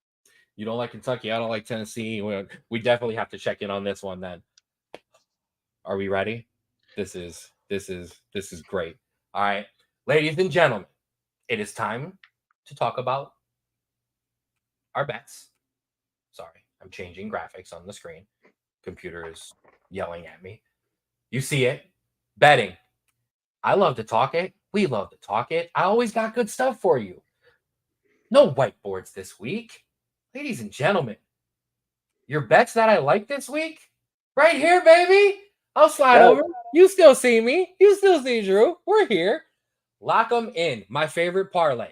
I like the Oregon Utah over. I like the Duke Louisville over 48 and 46 and a half. And I like it locked in with the Oregon State Arizona under 56 and a half. I don't want to get sued. So obviously the first one's FanDuel, second one Bet365. Pick your poison, whatever you want to mess with.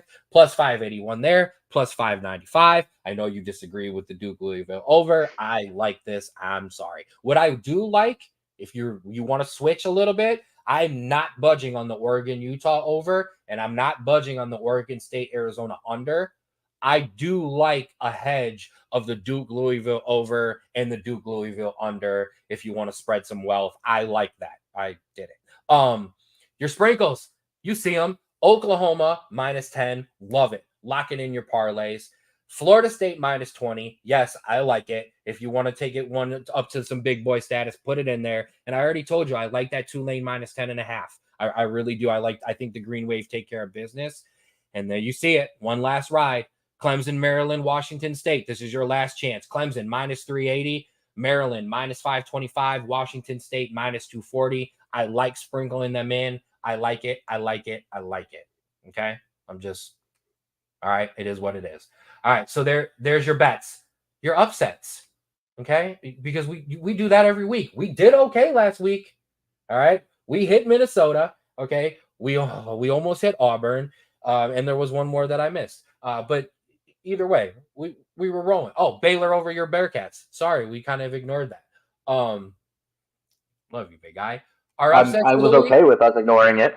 Oh, I know you were. Our upsets of the week. You see them right there. I like Colorado over number 23 UCLA 580, 575. FanDuel Bet 365. Pick your poison. I like BYU over number 7 Texas. I'm not giving up on BYU. I will say these are not in order of how I like them. Colorado is number 1. BYU would be my last. And yes, sir. Yes, sir. The Cincinnati Bearcats over Oklahoma State. Yes. Plus 245, plus 250. Don't say no to my bets. Okay. You don't tell people that. Some may call me a pessimist, but the other two, sure, lock them in. If you want to lose some money, bet that Cincinnati game. But honestly, I don't know. Maybe I'm just a pessimist to my own team. We'll see. You absolutely are. I mean, but listen, I'm not going to give you cheap upsets. Okay. We're going for it here. Okay. And we've been good on upset picks. So I'm going to roll with this. All right. I like it regardless of what he says. Colorado, BYU, Cincinnati, like them, lock them. I bet on them. Okay. So that takes care of that. All right. Moving on. Yeah. We're going to switch it big time this week. Okay, we're going to touch something that we have not really touched a lot on because I don't like jumping in the middle of series and playoff runs and stuff like that. But yes, we're going to talk some baseball real quick. World Series starts Friday. Texas Rangers, Arizona Diamondbacks. If you haven't been paying attention, that's who's playing in the World Series. Real quick. Both teams coming off of Game 7. Rangers with one more day of rest. But before we get to the World Series, give me a quick recap of the MLB playoffs, little bro. Yes, this was a weird one. Both top teams in each league, very disappointing ends to their season. The Orioles not winning a single game, and the Braves only winning one after coming off an absolute monstrous season. And speaking of those early rounds, they were all blowouts. The closest series only went 4 games. But as we got later on, especially the ALCS and NLCS, they both went to Game 7s. Obviously, the Rangers handedly winning over the Astros. And the Diamondbacks beating the Phillies in a very close game. Talking about this quick matchup, honestly, most won't hate it. It's the 5th in the AL versus the 6th in the NL. And most importantly, no Yankees, no Astros, and no Dodgers. I mean, come on. Now that's going to be a rough one for me, considering I root for the Cowboys, Notre Dame, and Manchester United, like the holy trinity of we hate you as a sports fan teams. All I need is the Yankees sprinkled in there or the Dodgers, and I'd be locked in. This is a great World Series. I'm sorry. If you like baseball, this is going to be a great World Series. I was pulling for Philly. because I was betting on Philly. I was pulling for Texas because I've been betting on Texas from the get-go. Texas has been a good team, but let's punch into the World Series. Rangers got healthy late, and they've kind of just ran through the American League until that ALCS went 7. But even then, still explosive, and they took care of Houston in those drums for us. So, there's that. Yeah, you're going to get some Astros hate on this podcast. I'm just going to be honest with you, okay? Diamondbacks, a talented team, but up and down, way down in July. Got hot late, dismantled the Dodgers like we talked about. Not a lot of people picked them over Philly, but here they are. So let's hit this. Rangers are deep, okay, lineup-wise. Garcia, Marcus, Corey Seager, that lineup is definitely for real. But the pitching is going to come into it big time. Evaldi and Jordan Montgomery versus Merrill Kelly and Zach Gallen. Rangers versus Diamondbacks. That's how I threw those pitchers in. So we got some outstanding pitch-up matchups. I mean, I don't think you disagree there, but can the Texas bullpen handle itself, not blow games? Max Scherzer, where do you come in? Where do you where do you add in? Where do you help? Where do you do things like that? Thoughts on the World Series? Yeah, I think the Rangers, people ought to forget that they were pretty big favorites coming into the season. All the talent they acquired, they looked really good. The injuries really set them back a lot, but they're basically at full strength, and they are playing exactly like we all thought they would. And they look really dangerous. They Looking at absolutely. Go ahead, my bad. No, you're good. That's exactly what we think. The Diamondbacks, honestly, it's a story that we've seen 1,000 times. A team kind of hovering at 500, maybe a little over, maybe a little under, and then that last month and a half of the season, they become scorching, and they ride that all the way through the playoffs until at some point it dies. Now, the big question is it going to die in the middle of the World Series, or are they going to be able to ride it through? If we're looking at if we're going off of matchups here, I like the Rangers based off of pure talent. They're getting everyone back. They look completely dominant. They beat a team that we all thought was going to go to the World Series again, which was the Astros. But I think it goes more than 5 games. I think the Diamondbacks take a couple games early on based off of that hot run, but I think the overall talent of the Rangers puts them in at 6, maybe even 7. But I like the Rangers. Teaser. We've got a screen coming for your baseball bets, so just stay tuned.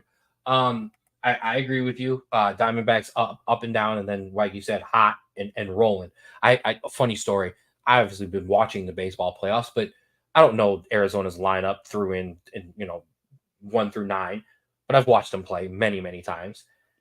I look up and Evan Longoria is absolutely smashing the ball, and I'm like, that's not same thing. That's not Tampa Bay Rays Evan Longoria. Yeah. No, it's not. It is, and I'm just absolutely still rolling. My first thought when I saw him was that the dude in the MLB video game, the cover athlete for the Rays in like 2011? I was like, how is it the same guy? Evan Longoria still getting it done. But what you talking about? Yeah, Carol Corbin and Corey Seager up and down at the beginning, or hot, cold. Both had big game 7s. Who gets hot again? And I think that's going to win this series. Bruce Bochy, some manager love. He's been there, done that, got the rings to prove it.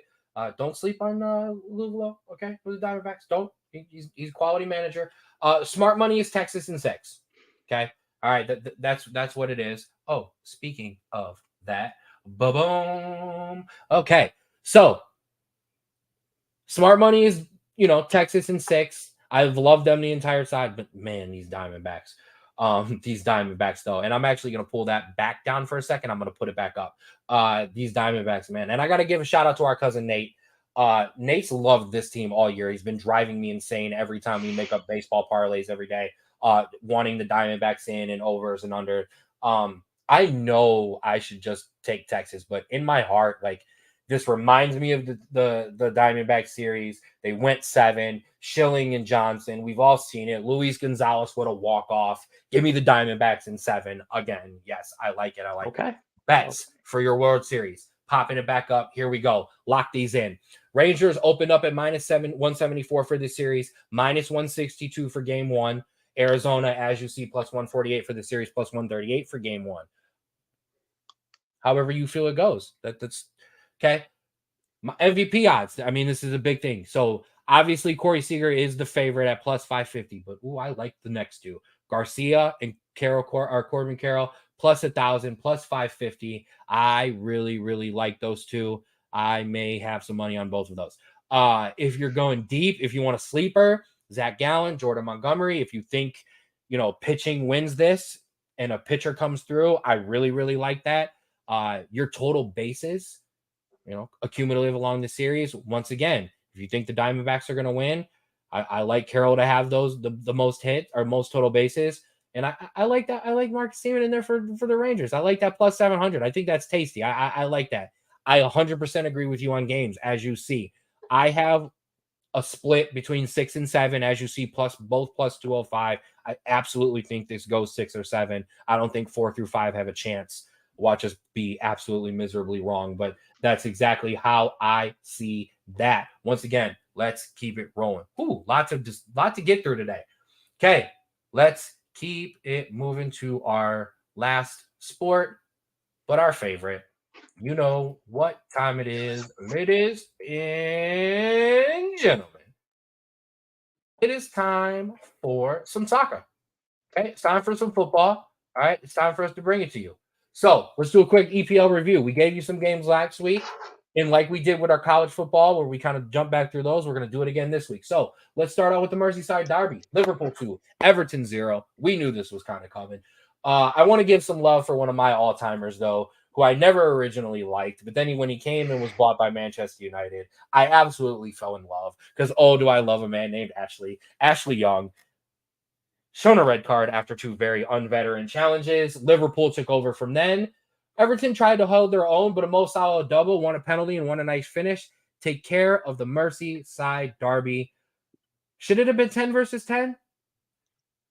Maybe. Liverpool remain fourth. Everton remain very dangerously close to the relegation zone. Only 3 points shy. What do you want to throw in there?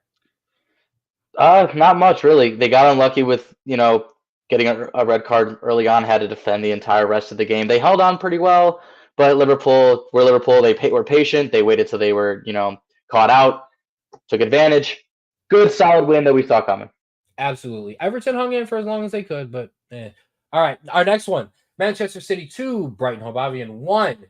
Julian Alvarez takes the lead early for the 7th minute. City kept the pressure and the press. And Aaron Holland, who gets on the score sheet almost as much as Christian McCaffrey, scores and gives City an early 2-0 lead. Brighton held on the best that they could, and after Lewis Dunk kept one off the line, Barcelona Loney and Sufati tried to bring the Seagulls back. Seagulls is Brighton's nickname. Throwing that out there for you. With a goal in the 73rd minute, City was reduced to 10 men late as Manuel Akanji picked up his second yellow, seeing red, but City hang on to win, as we do what they said they would. They come in after the international break and win and pull within 2 of Spurs. Yeah, however, there was some signs of weakness for the City team, which we usually don't see. A late goal is very uncharacteristic of Pep Guardiola's men, the manager of Manchester City. However, this attack is more than strong enough to carry them, which it did against, I will say though, a pretty slumping Brighton team. Yeah, big. I definitely agree there. But yeah, uncharacteristic of the late goal and uncharacteristic of the late mental error there on the red card there from Akanji. Teaser, he's coming up later.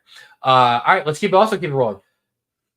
Arsenal 2, Chelsea 2. Yes, Chelsea got us the upset on the tie, but yeah, 3 points lost.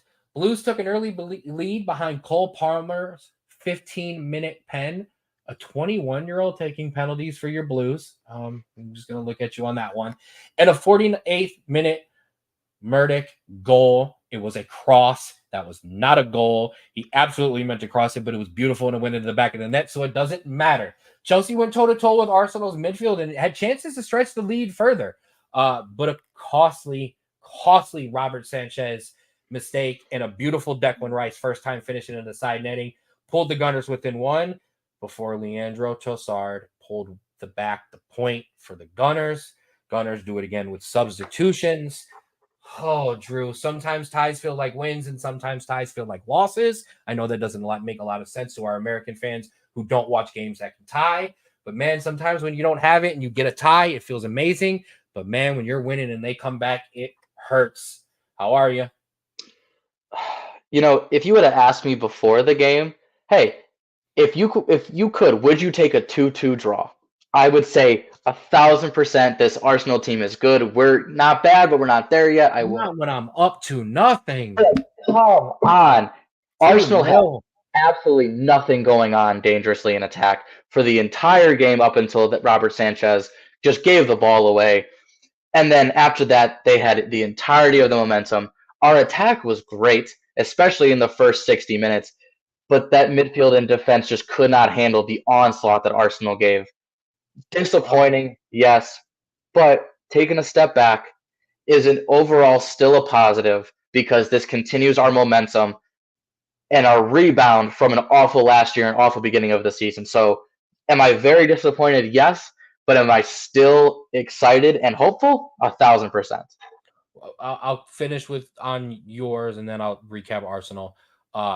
If I gave you this result a month ago, you would have given your segment on the pod for it as you were using a training goal as your goal of the month. So if I told you then you were going to go toe to toe and go 2-2 with Arsenal, like you said, you'd have been like, yes, 100% lock it in, please. Like our bets, lock them in, even the Cincinnati one. Arsenal. This is a game they don't get a point out of last year, especially towards the end of the campaign. So when in terms of our Arsenal in the championship push, this shows it. Yes, they are. They're for real. Speaking of Spurs, Tottenham 2, Fulham 0, the new big two of Spurs of Son and Madison keep Spurs top, a goal apiece. Spurs, not Spursing. This is still early. Yeah, they look good. They've been looking good. I will say though, this Fulham team isn't as big of a challenge as it was last year. They are definitely slumping. Um, both Americans looked okay. They had nothing of really note, but they played 90 minutes. Good for minutes. Rewind to the first pod. We just want our Americans. Excuse me. We just want our Americans playing. Always keep that in mind. Yeah. Other than that, the reason we're just kind of on Spurs is this is Texas. This is Dak Prescott. This is you're gonna have to prove to us that you're not gonna be the Spurs that has lost these games and lost these leads toward the end before we believe it. That's just is what it is. All right. I asked you a question last week.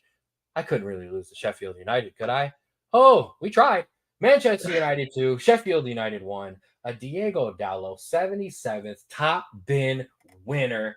Wins it late for United, not super late, not Fergie time, but should have been an easy game. A 28-minute goal by Scotty the Body McTominay is crossed out by a 34-minute McBurn penalty that Scott McTominay gave away. So McTominay giveth, McTominay taketh away. United they're the same old new United. They look bad, they get dominated, they pull out a result, although even most of the times we can't even pull out a result. Before I get to the bigger overall arcing news of the Manchester United club, anything on the game? Yeah. Hey, listen, like we both said in college football, a win is a win. Bad wins are still wins. There's still 3 points. And you know what? Even if you play bad, a win gets you momentum. It gets you the ball rolling to maybe better performances. Also, something a note for Sheffield United, Austin Trusty, American center back, another 90 minutes, a strong start, a strong game. Hopefully, he continues to get starts. Won the most tackles in the game. Most tackles won in the game were Trusty. So absolutely shout out there. We'll keep that momentum rolling with United when we enter into the Champions League review. We cannot go without talking about Manchester United without noting the passing of club legend Sir Bobby Charlton at the age of 86. To say Sir Bobby Charlton is a club legend is just a disservice to who this man was. An England legend, a pillar of the club. 1966 World Cup winner for England, their last World Cup. A Ballon d'Or winner. Won what is now the Champions League. He won with Manchester United before it was officially called the Champions League. But the bigger story of Sir Bobby Charlton is his backstory of staying at Manchester United for his entire career. He was the last surviving member of the horrific Munich air disaster, in which a plane carrying Manchester United players and staffers crashed. And of the 44 passengers and crew, 23 people passed away, including 8 players and 2 who were permanently injured. Sir Bobby Charlton survived that crash and became the face and the heart and the backbone and rock of a United team that would then turn around and start to win. Was for 44 years Manchester United's all-time leading scorer until he was passed by other Red legend Wayne Rooney. But to just talk about his 249 goals is just it's a disservice to who Sir Bobby was as a person and a human being and an ambassador to the club. Rest in peace, Sir Bobby Charlton. Nothing but love from here, from the pod, and from us. Awkwardly. Moving forward, let's get back to some games. Okay, Champions League review. Champions League, once again, top teams from around Europe get to compete, get to go. Let's hit some notable quick reviews from the games that were this past Tuesday and Thursday. Bayern Munich over Galatasaray 3-1. Yes, Byron's a little bit injured, but it doesn't matter. Munich is rolling. That's what Byron does. Arsenal beat Sevilla 2-1. Seville 2-1. I will say, go ahead. They look like a team that has not been in the Champions League since 2016, which they haven't.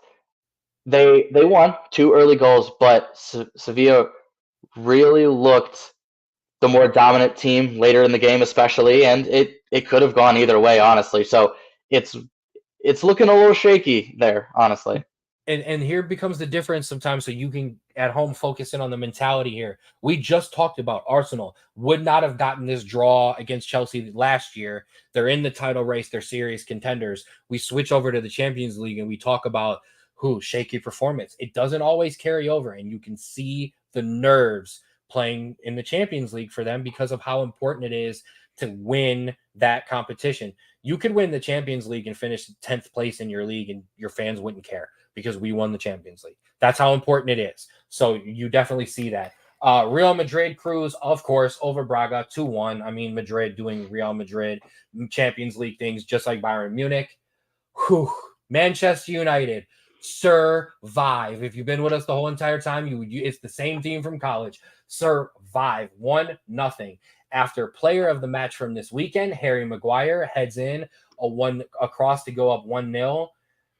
Andre Onana, a penalty kick save at the death. And when I say at the death, after he made the save, the whistle blew. It was literally the last play of the game. They both, the 2 most criticized players on my team right now, Harry Maguire, Andre Onana, come through with the goal and the penalty save to win it and take Manchester United from being on the brink of potentially being booted from Champions League football to now potentially being able to make it into the knockout phase easily. So that's a big one there. Barcelona, 2-1 win over Shakhtar. 2 early goals from Torres and Lopez before Shakhtar pulled one back in the 67th minute. But honestly, Barca really never looked too threatened. I mean, they took care of that. Newcastle, a shout out to my goalie from high school, my goalie from college at Notre Dame. Yes, I used to actually play some soccer, not just talk on my side out of it. Big Newcastle guy, big Tunes guy. Was my goalie in college. He has endured a lot, so he deserves these Tuesday, Wednesday nights for Champions League. But they did lose 1-0 to Borussia Dortmund after their big win against PSG. So Newcastle hopefully looking to rebound. Anything there? Yes, Dortmund with the win, obviously. Gio Reyna, substitute appearance, only about 12-13 minutes, but it's always good to get him in there, especially those big games.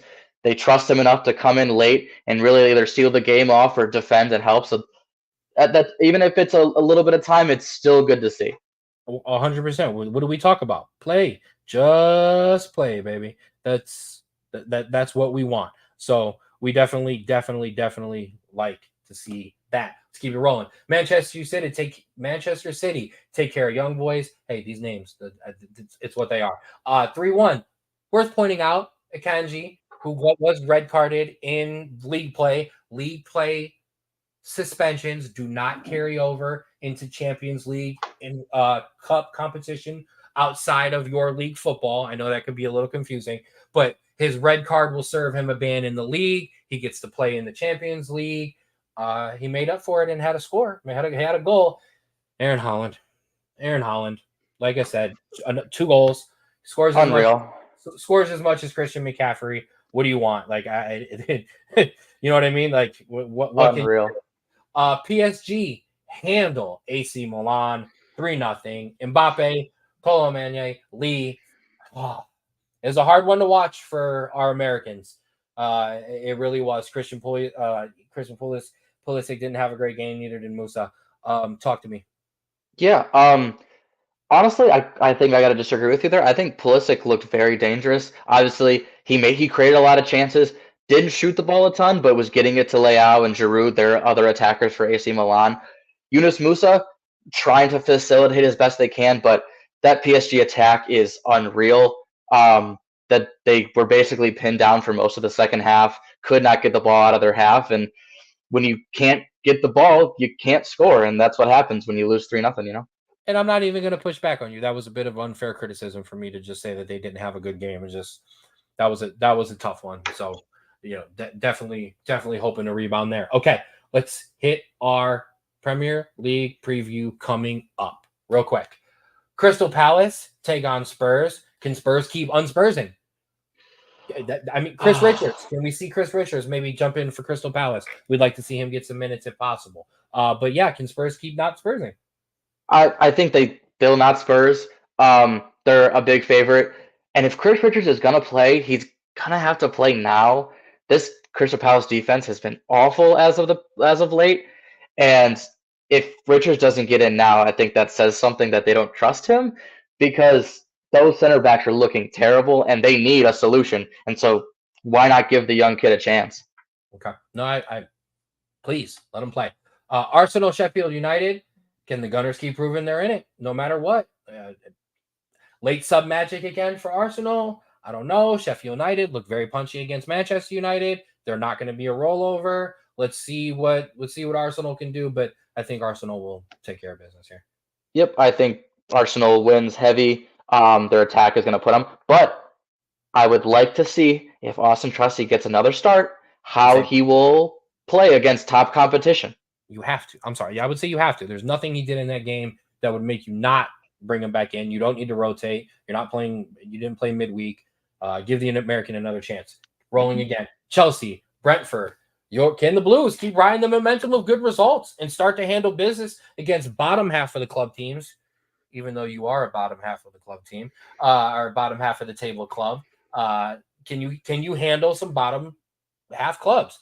Ride the momentum of the 2-2 win. What can you do? Close the gap on European football with a win, sir. We were handling bottom of the club teams right before this game against Arsenal. The draw, we'll see if it has any effect on our momentum or anything, but I don't think it will. I think we're still going to play great, and I think it won't really matter. I see Chelsea winning this, and I think this Brentford team really isn't good enough to really pressure us. So Brentford team's worried about is too busy worried about where they're going to sell Ivan Toney to. Exactly. Let's just be honest. Bournemouth versus Burnley, 18th versus 19th. Yeah, sorry. Yeah, this is a sleeper. This is the last game of the season. This is epic, but 18th, 19th. Yeah, sorry. All right, let's keep rolling. Wolverhampton Wanderers versus Newcastle. Or if you watched videos of them in the Champions League like we watched you, the pod's favorite team of Newcastle, can they kind of regain last year's form like they've been trying to recently? Can they close the gap on Aston Villa and Liverpool for higher European football? Newcastle sitting in that Conference League spot, trying to get back into Champions League qualifying. The Champions League is where they're currently playing. Newcastle Wolves. Yeah, I think Newcastle, it's so hard because they've been struggling all year to just get up for games that don't have a lot of meaning. Mm-hmm. And so this one I could really see Wolves, who haven't been playing terrible this year. They're not last year. They've been playing okay. I could see Wolves coming in with a late goal and really like either drawing or even winning the game just because Newcastle looks tired out there. Stay tuned. They're punchy. Ass City. West Ham, Everton. Uh, my son's teacher. I keep giving her the shout out here. The Hammers. They look to rebound and just keep bouncing Everton down the table.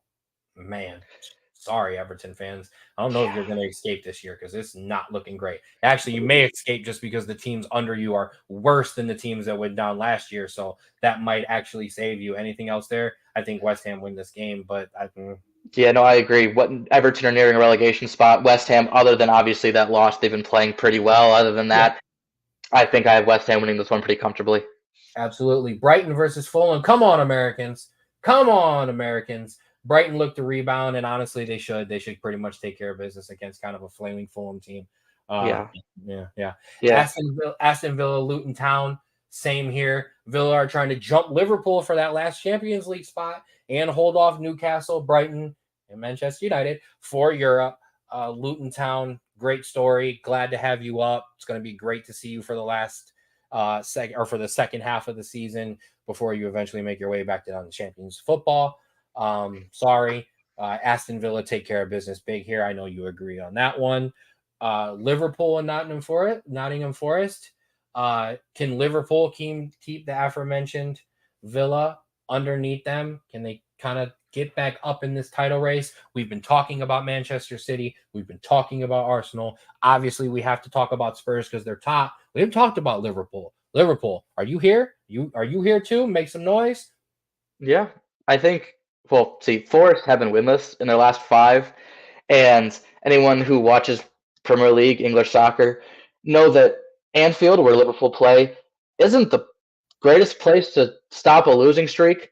So I think just based off the factors, I think Liverpool have this one. Um, and I think, yeah, I think they keep Aston Villa down for at least another week. Absolutely. Quick one. There was a great reel I saw on TikTok this week of Manchester United legend Patrice Evra talking with Rio Ferdinand, talking about Sir Alex Ferguson giving, and you're talking about Manchester United teams that won titles all the time during that era, would give players off the week before a trip to Anfield because it's that intense and it's that tough to get a result there. Liverpool take care of business, and I think it's not even close.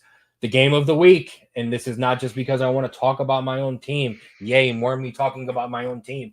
Nobody understands how much I actually hate watch my own teams. You do. So the Manchester Derby, Manchester City versus Manchester United, second versus eighth, but that literally means zero in this rivalry.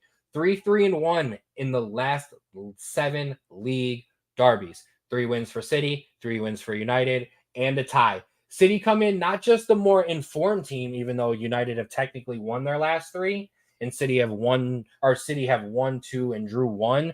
But City is City. United have been United. I mean, go first. Yeah. If you watch, Manchester City are overall a better team. Just if you just look.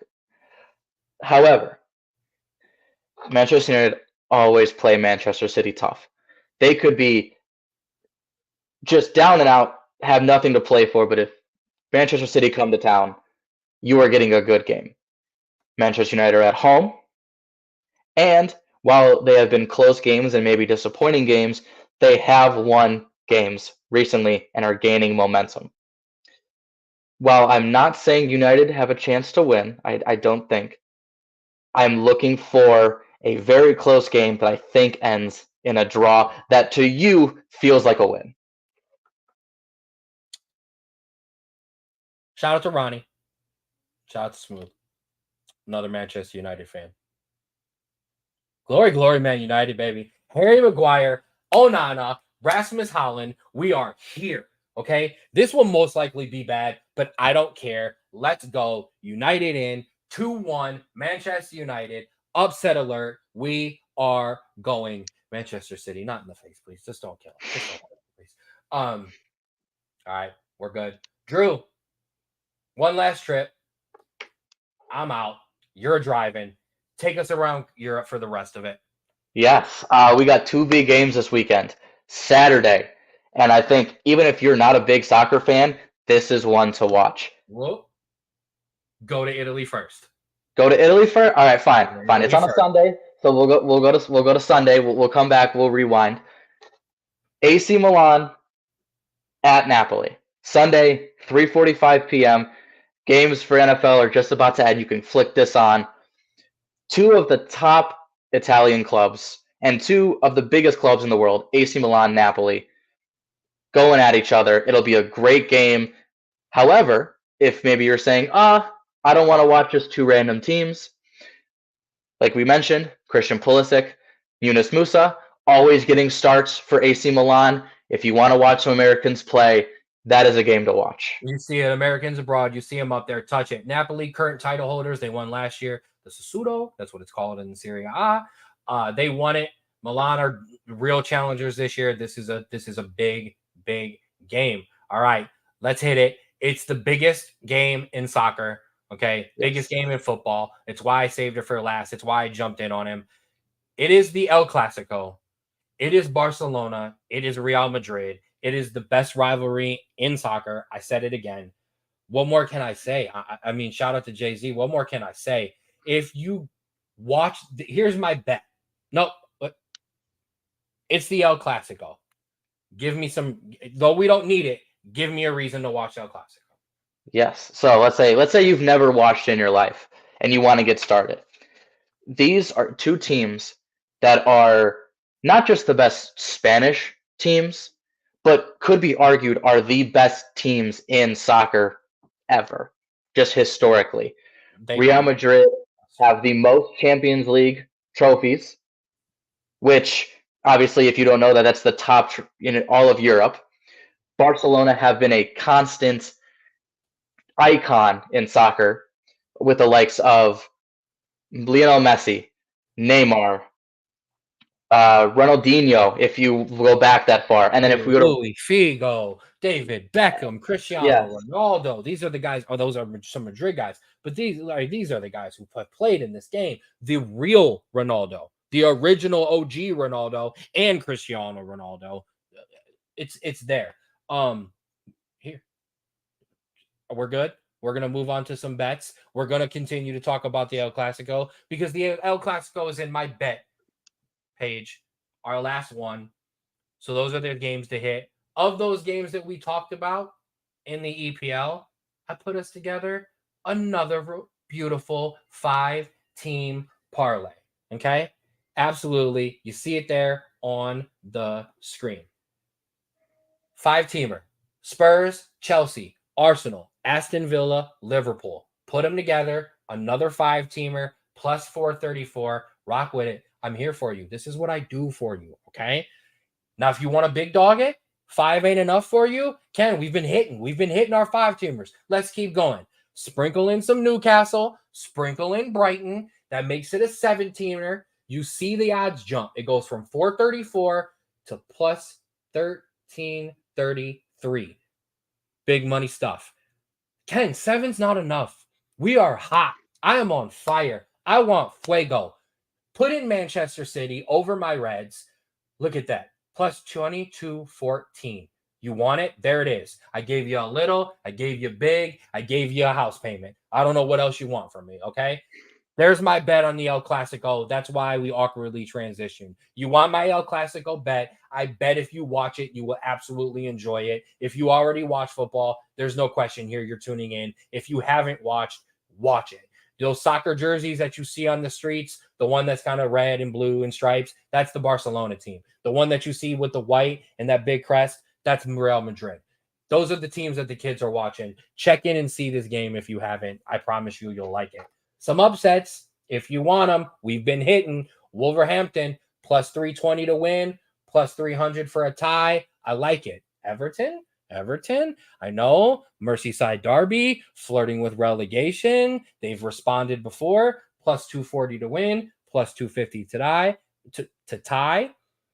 If you're a crazy idiot, because I kind of am, Manchester United, plus 450 for that win, plus 300 for that tie. I kind of like it. He likes the tie. So something to think about there. Big time, big time, big time. All right, we'll pull that down. Bets are done. Upsets are done. Time to wrap it up. We went way long today, my guy. Thank you for staying in with us, everybody. We're here. We love it.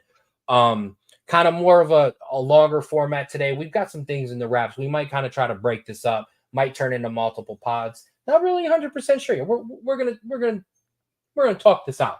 We'll involve legal, involve the powers that be, and we'll get it rolling.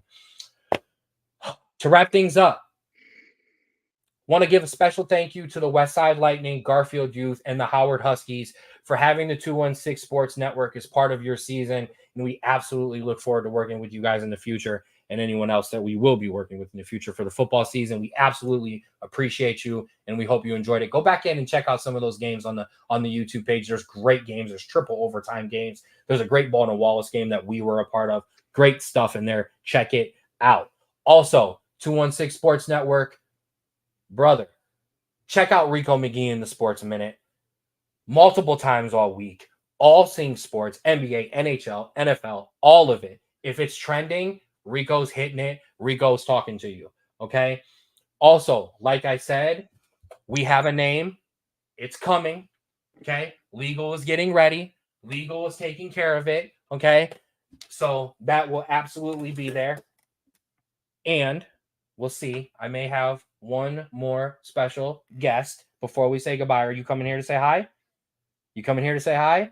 Ladies and gentlemen, making his podcast 4th and 15 and 216 Sports Network debut, my son, Andrew's nephew, Landon Michael Straub. Wave to the podcast. Say hi. Hi. What do we tell them? Go Irish. Absolutely. My boy knows. Mwah. I love you. I'm so glad that you are home. Let Daddy wrap up and finish this, and we will play, okay? And watch some Rexy. Okay. That's it. That's that man. That's why I do it. Along with this guy right here. Thank you for checking us out. Like I said, name coming soon. And with that being said, for Andrew Straub, I am Ken Straub. Please remember, as always, love yours.